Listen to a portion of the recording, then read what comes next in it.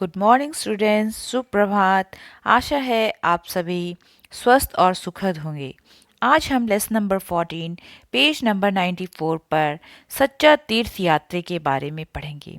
ये कहानी हकीकत में सच्चाई पर आधारित है और सच्चा तीर्थ यानी कि true Pilgrim. Okay, you can say true religious traveler or one who is going to holy places।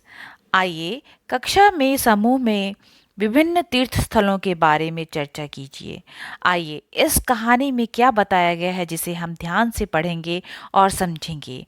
मनुष्य ईश्वर के प्रति अपनी आस्था को प्रकट करने तथा ईश्वर से अपनी मनोकामना पूरी करवाने के लिए तीर्थ यात्रा, पूजा पाठ सभी कुछ करता है, परंतु ईश्वर इन सब आडंबरों में नहीं वरन सच्ची भक्ति से मिलता है। मन यदि सच्चा हो, दूसरों के दुखों को समझे तथा उन्हें दूर करने का प्रयत्न करे तो ईश्वर बिना तीर्थ यात्रा के भी मिल जाता है। इसलिए कहा गया है, मन चंगा तो कठौती में गंगा। इस कहानी का अर्थ यह है कि सच्चा तीर्थयात्री में यहाँ पर लेखक यह कहना चाहते हैं कि अगर ईश्वर पर आपको विश्वास है, अगर आप सच्चे मन से किसी की सहायता करते हैं तो वह भी एक सच्चा तीर्थ यात्रा के समान ही है।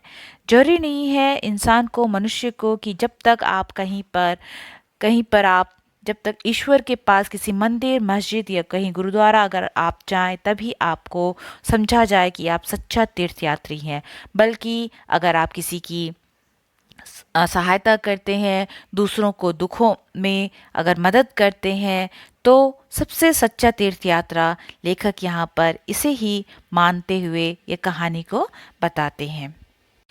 आइए कहानी शुरू करने से पहले हम कुछ शब्दों के अर्थ को जानें। प्रसन्नचित, सदा खुश रहना यानी कि चेयरफुल। प्रतिज्ञा, कसम, प्रॉमिस।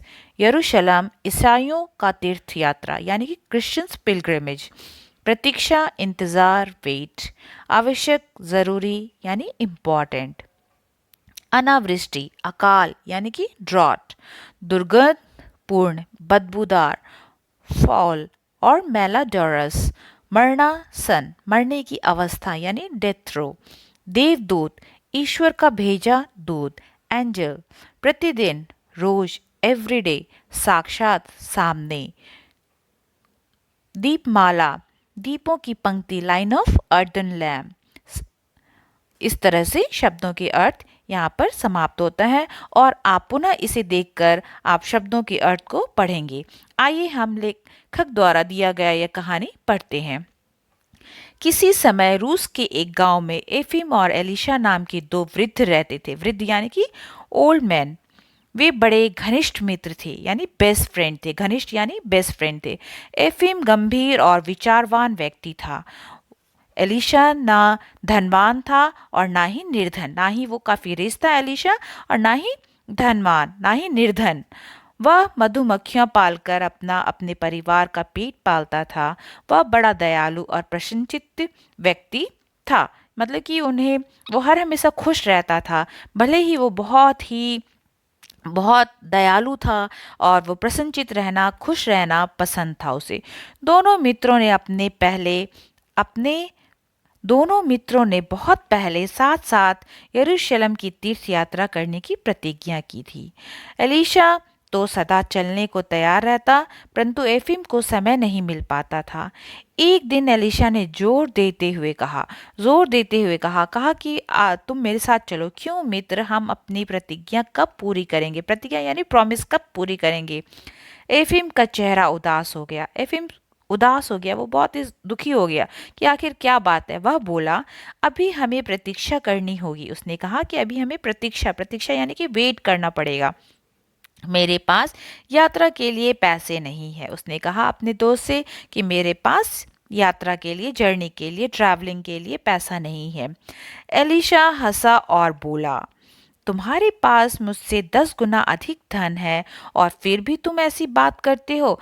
मतलब कि एलिशा हंसकर कहा कि तुम्हारे पास तो मेरे से 10 गुना यानी कि 10 टाइम्स मोर उसके पास पैसा है, लेकिन तुम क्यों बोलते हो कि तुम ऐसी बात करते हो कि तुम नहीं जा सकते। आत्मा की पवित्रता से बढ़कर कुछ नहीं है। उसने कहा कि आत्मा यानी कि सोल जो हमारा प्योर होना चाहिए, उससे बढ़कर और कुछ नहीं है। अंत में एलिशा अपने मित्र को समझाने में सफल हो गया। उसने समझाया अपने दोस्त को, और समझाने के बाद उसे समझ आ गया। एफिम ने अपने साथ बहुत सा धन लिया। एलिशा ने सिर्फ उतना ही लिया जितना आवश्यक था, यानी कि उसे जितना जरूरत था उतना ही उसने धन लिया, उतना ही पैसा लिया। एफिम ने अपने पुत्र को प्रत्येक कार्य के संबंध में निश्चित आदेश दिए। दूसरी ओर एलिशा ने घर के मामलों की ओर कोई ध्यान न दिया और प्रसन्नता से वह तीर्थ यात्रा के लिए चल पड़ा। वह अपने तीर्थ यात्रा के लिए चल पड़ा। कौन? एलिशा ने घर के मामलों की ओर कोई ध्यान नहीं दिया। एलिशा जो थी वो तीर्थ यात्रा के लिए अपने चल दिया। चलते चलते वृद्ध मित्र एक छोटे से गांव में पहुंचे। वो कहाँ पहुंचे? एक गांव के पास पहुंचे, और वहां उस गांव में अनावृष्टि से त्राही त्राही मची हुई थी। त्राही त्राही मतलब कि सभी लोग परेशान थे। अनावृष्टि मतलब ड्रॉट था, वहां पे बारिश नहीं हो रही थी, लोग भूखे मर रहे थे। दोनों मित्र रात बिताने के लिए एक झोपड़ी की ओर चले। उन्हें झोपड़ी में से लोगों की चीख पुकार सुनाई दी। झोपड़ी यानी हट। उन्होंने दरवाजे खटखटाया, परंतु किसी ने ना सुना। एलिशा की धक्का देते ही दरवाजा खुल गया और वे अंदर घुस गए। उन्होंने पहले कोशिश किया खटखटाने का, नॉक करने का, लेकिन किसी ने नहीं सुना। फिर एलिशा ने क्या किया? धक्का दिया, और धक्का देते ही दरवाजा खुल गया। झोपड़ी का वातावरण बहुत ही दुर्गंधपूर्ण था, यानी कि अच्छा नहीं था, साफ नहीं था, बहुत ही गंदगी थी। एक स्त्री भूमि पर मरणासन अवस्था में पड़ी थी। स्त्री ने पूछा, आप लोग कौन हैं? क्या चाहते हैं? हमारे यहाँ कुछ भी नहीं है। उसी समय एक बच्चा बोला, बाबा हम भूखे हैं, हमें रोटी दो। बाबा ने कहा कि हम भूखे हैं, हमें रोटी दो। तभी लड़खड़ाता हुआ एक मनुष्य आया और वहीं गिर पड़ा। बोला, रोग और भुखमरी ने हमें घेर रखा है। मतलब कि रोग यानी कि बीमार है वो, और भुखमरी मतलब कि हंगर, कुछ भी खाने के लिए उनके पास नहीं है। मेरा पुत्र भूख से मर रहा है। उसने कहा कि मेरा पुत्र जो है वो भूखा पड़ा है, वो भूख से मर रहा है, उसके पास खाने के लिए कुछ भी नहीं है। एलिशा ने अपना थैला खोला और उसमें से रोटी का एक टुकड़ा लड़के की ओर बढ़ाया। उसने क्या किया? एलिशा ने अपना थैला, अपना बैग जो है उसे खोला, और उसके खोलने के बाद उसमें उसका जो खाना था एक टुकड़ा उसने एक लड़के को बढ़ाया। लड़का रोटी के टुकड़े पर टूट पड़ा। उसने जब खाना मिला उसे, रोटी देखा उसने, और वो टूट पड़ा, क्योंकि वह इसलिए टूट पड़ा क्योंकि वह भूखा था। उस स्त्री और पुरुष को भी उसने दो दो रोटियां खाने को दी, और ना ही सिर्फ उसे खाने को दिया, बल्कि वहां जो स्त्री थे और पुरुष थे उसको भी खाने को रोटियां दी। फिर उसने कुएं से पानी लाकर उन्हें पिलाया। किसने पिलाया? एलिशा ने। फिर रोटी भी खाने को दिया, और ना सिर्फ रोटी बल्कि उसने पानी भी कुएं यानी वेल, वहां से पानी भी लाया और पानी लाकर उसे पिलाया भी। एफीम झोपड़ी के बाहर बैठा था। एफीम जो था वो अंदर नहीं आया, वो झोपड़ी के बाहर ही बैठा। एलिशा ने उसे सारा हाल कह सुनाया, जो हालत थी उसने सारा कुछ बताया। एफीम बोला, क्या हम इस गंदी झोपड़ी में ही रुके रहेंगे? उसने कहा। एफीम ने कहा एलिशा से, क्या हम इस गंदी झोपड़ी में रहेंगे? ऐसा किया तो हम लोग भी बीमार हो जाएंगे। उसने कहा कि अगर हम ऐसा करेंगे तो हम भी बीमार पड़ जाएंगे, और फिर हमें तो ये यरूशलेम पहुंचना है, हमें तो जाना है तीर्थ यात्रा पर। अगर हम ऐसा करेंगे तो हम बीमार पड़ जाएंगे और हम तीर्थ यात्रा पर नहीं जा सकेंगे। बेकार में समय नष्ट करना ठीक ना होगा। उसने कहा कि हमें समय यानी टाइम जो कि है उसे हमें बर्बाद नहीं करना है, हमें वेस्ट नहीं करना है। इससे अच्छा हम अब सोचिए आगे हमें क्या करना है। एलिशा ने उत्तर दिया, मित्र आप चले, मैं इन लोगों को ऐसी दशा में छोड़कर नहीं जा सकता। किसने? कहा। एलिशा ने एफिम से कहा कि मित्र, मैं नहीं जा सकता। मैंने जो देखा है मेरे से ऐसे छोड़कर देखा नहीं जा सकता कि मैं इस हालात में इन लोगों को ऐसे छोड़ दूं। मुझे कुछ समय तक इन लोगों की सेवा करनी होगी। उसने कहा कि मुझे अब कहीं नहीं जाना है, मैं इन लोगों की सेवा करूंगा। एफीम अकेले ही चल दिया। एलिशा ने सारी रात उस घर के तीनों प्राणियों की देखभाल की। एलिशा ने क्या किया? उन लोगों की देखभाल की, केयर किया। सवेरा होते ही उसने घर की सफाई की। जब सुबह होने पर क्या किया एफिम ने? एफिम तो चला गया, लेकिन किसने सफाई की? एलिशा ने उसके घर की सफाई की। उसने घर की सफाई की, चूल्हा जलाकर भोजन पकाया। उसने खाना भी बनाया चूल्हा पर, चूल्हा यानी स्टोव पर। घर के लिए जो आवश्यक चीजें थी उन्हें खरीद कर लाया। और ना सिर्फ उतना, जबकि घर में जो जरूरत की चीजें थी उसे वह खरीद कर भी लाया। 1 दिन, 2 दिन और फिर 3 दिन बीत गए। उसे समझ में नहीं आता था कि क्या करे। किसे समझ नहीं आता था? देखिए आगे हम पढ़ते हैं। एक ओर वह सोचता था कि मुझे जाना चाहिए, और दूसरी ओर उन लोगों की दशा देखकर उसका हृदय भर आता था। कौन? Yes, Elisha. वो ये सोचता था कि उसे जाना चाहिए कि नहीं जाना चाहिए, लेकिन जब वो काफ़ी सेंटिमेंट था भरा हुआ, जिससे कि उसे ये नहीं समझ आता था कि उसे जाना चाहिए कि नहीं जाना चाहिए। धीरे धीरे उसकी सेवा से उन तीनों प्राणियों में शक्ति आ रही थी। अतः एलिशा उन लोगों के साथ ही रुक गया। अब एलिशा ने क्या किया? एलिशा, आपको नाम सुनकर ऐसा लग रहा होगा मानो कि ये आदमी है, पुरुष है, मेल है या फीमेल है, राइट? एलिशा और एफिम ये दोनों मित्र थे, और जो दोनों ही मेल हैं, राइट? उसने उन दो लोगों के दूध के लिए एक गाय और उनका नेक्स्ट पेज, खेत जोतने के लिए एक घोड़ा खरीदा। साथ ही अगली फसल तक के लिए उनके साथ अनाज खरीद कर रख दिया। आप देख सकते हैं कि उसने क्या नहीं किया? उसके लिए घड़ी घोड़ा भी खरीद दिया, और नेक्स्ट अगली फसल यानी कि क्रॉप जब लगाते हैं, अनाज लगाते हैं खेतों में, तब उतना उनके साथ अनाज खरीद कर रख दिया। अनाज यानी कि सीरियल्स भी उसके लिए, उन लोगों के लिए खरीद कर रख दिया। एक दिन एलिशा ने सुना कि बूढ़ी स्त्री अपने बेटे से कह रही थी, बेटा, यह मनुष्य नहीं, देवदूत है। यानी कि देवदूत यानी एंजल है, ईश्वर ने भेजा है। अपने बेटे से वो कह रही थी, ऐसे भले मनुष्य संसार में अधिक नहीं है। एलिशा ने जब अपनी प्रशंसा के ये शब्द सुने तो उसने सोचा कि मुझे यहाँ से चल देना चाहिए। एलिशा ने जब यह उसकी माँ द्वारा कहा हुआ शब्द सुना तो उसे लगा कि ये शब्द सुनकर उसे कुछ अलग सा एहसास हुआ, और फिर वह वहाँ से जाना चाहा। अगले दिन वह चुपचाप चल पड़ा। उसके रुपए समाप्त हो चुके थे। एलिशा के पास जितने पैसे थे, जिसका जितना धन था, वो सब खत्म हो चुका था। अतः उसने यरूशलेम जाने का विचार छोड़ दिया और घर की ओर चल पड़ा। उसके जो पैसे थे, जो उसने पैसे जमा किए थे, वो सोचता था कि हाँ, एक दिन वो तीर्थ यात्रा करने जाएगा। लेकिन एक ऐसा समय आया कि उसका पैसा खत्म हो गया, और फिर वह पुनः वापस अपने घर की ओर चल पड़ा। घर पहुंचने पर उसके परिवार के लोग बड़े प्रसन्न हुए।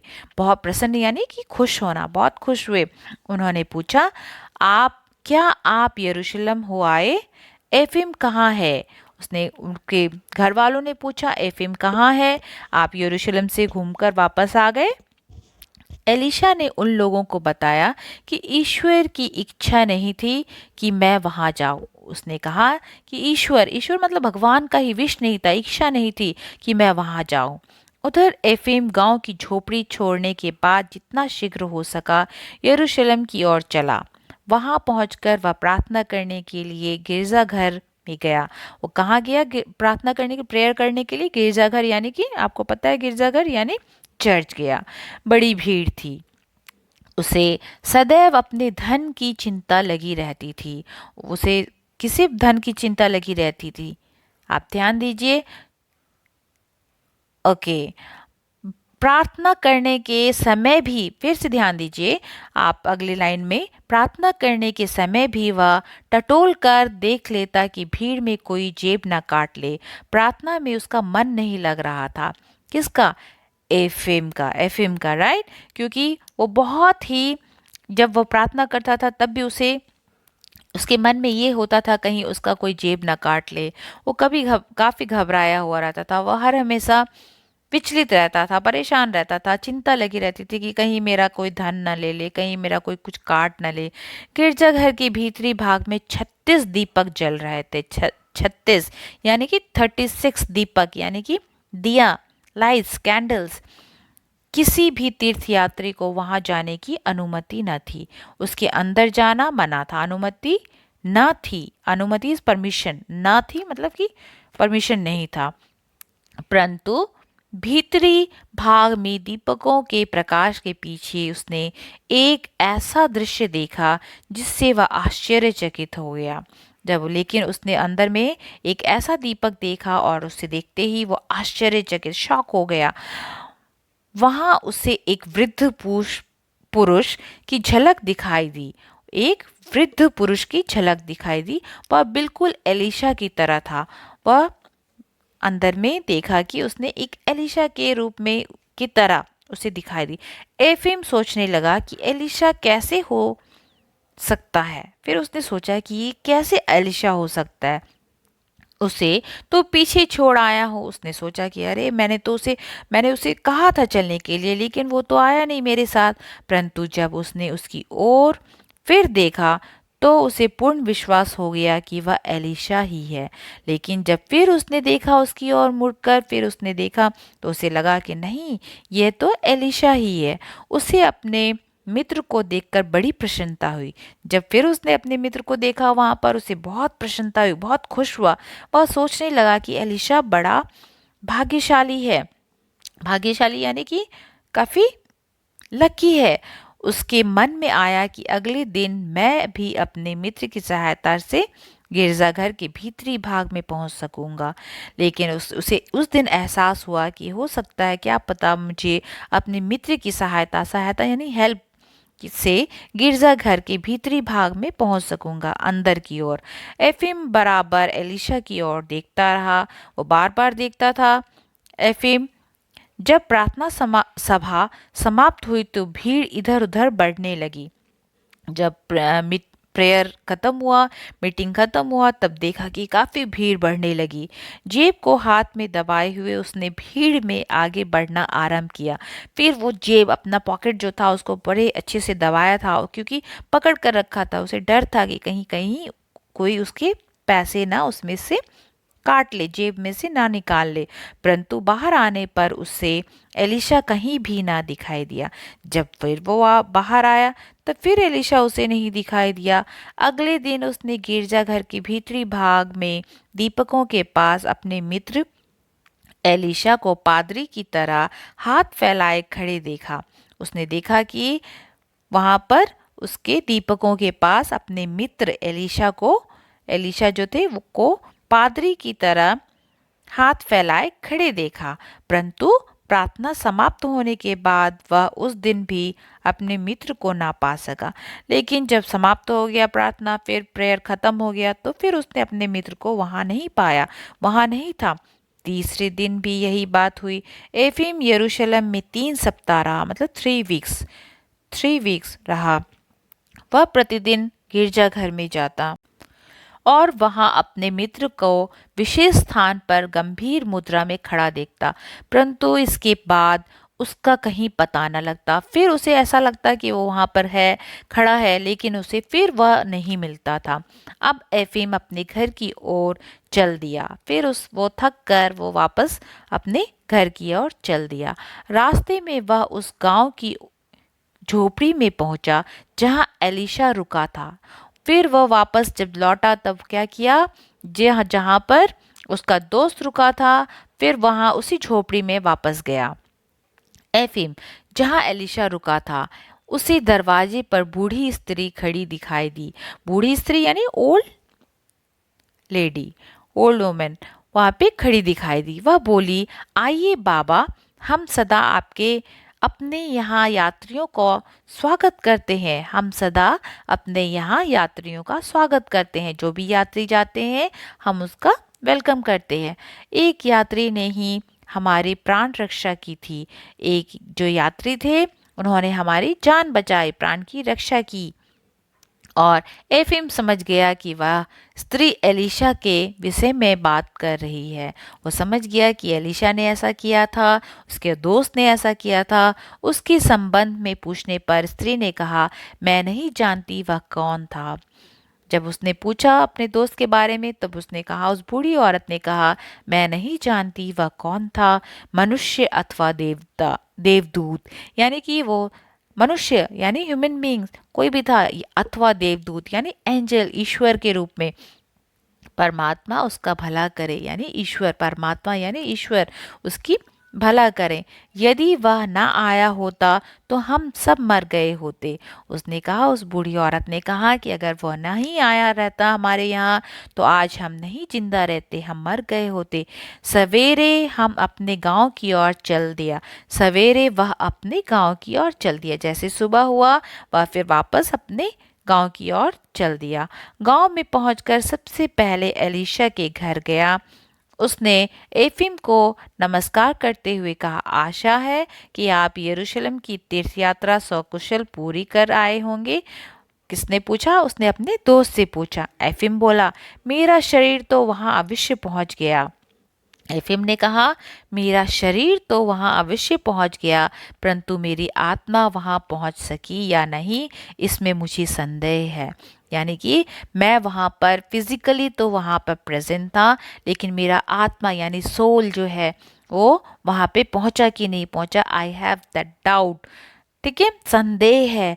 मुझे पूर्ण विश्वास है कि तुम्हारी आत्मा वहां अवश्य पहुंच गई। लेकिन वो कह रहा अपने दोस्त से कि लेकिन मुझे पूर्ण विश्वास है, पूरा विश्वास है, फेथ है कि तुम्हारी आत्मा जो है वह वहां अवश्य पहुंच गई है। मैंने तुमको साक्षात साक्षात यानी कि उसको एकदम ऐसा फील हुआ उसको कि सामने में प्रेजेंस में कि गिरजाघर के भीतरी भाग में दीपमाला के पीछे खड़े देखा था। उसने उसको फील हुआ था उस दिन जब वो गिरजाघर गया था कि अंदर भीतरी भाग में वो वहां पर खड़ा है। तुम ही सच्चे तीर्थ यात्री और ईश्वर के प्रिय हो। उसने अपने दोस्त को कहा कि नहीं, तुम ही सच्चे तीर्थ यात्री हो, ट्रू रिलीजियस ट्रैवलर हो, जो कि तुम ही ईश्वर के प्रिय हो। मैं समझ गया हूँ कि मानव सेवा ही सच्ची ईश्वर सेवा है। उसने अपने दोस्त को कहा कि नहीं, अब मुझे समझ में आया कि मानव सेवा यानी कि दूसरों की सेवा करना, हेल्प करना, जो नीडी है उसे, जिसे अगर हम सहायता करते हैं, उसकी मदद करते हैं तो वही सच्ची ईश्वर की सेवा होती है और दीन दुखियों की सहायता की ही सच्ची तीर्थ यात्रा है। अगर आप कहीं घूमने जाते हैं, अगर अगर उसके बदले में अगर किसी नीडी का हेल्प करते हो, किसी दुखियों का हेल्प करते हो, जो असहाय है, जिसका कोई हेल्प नहीं करने वाला है, तो वही सच्ची तीर्थ यात्रा है। इसके लेखक कौन है? Leo Tolstoy. इस तरह से ये कहानी आपने पढ़ी और पढ़ने के बाद आपको पता चला कि यह क्या कहना, यहाँ पर लेखक क्या कहना चाहते हैं कि सच्चा तीर्थ यात्री वही है जो कि सच्चे मन से दूसरों की सहायता करे और दीन दुखियों की सहायता ही सच्ची तीर्थ यात्रा है। इस तरह से यह कहानी यहाँ पर समाप्त होती है। आशा है आपको समझ आई होगी। नहीं आने पर अगर आपको कहीं भी किसी चीज़ में अगर डाउट हो तो you can ask me any time, you can call me. आशा है आपको। इस तरह से ये कहानी यहाँ पर समाप्त होती है। धन्यवाद।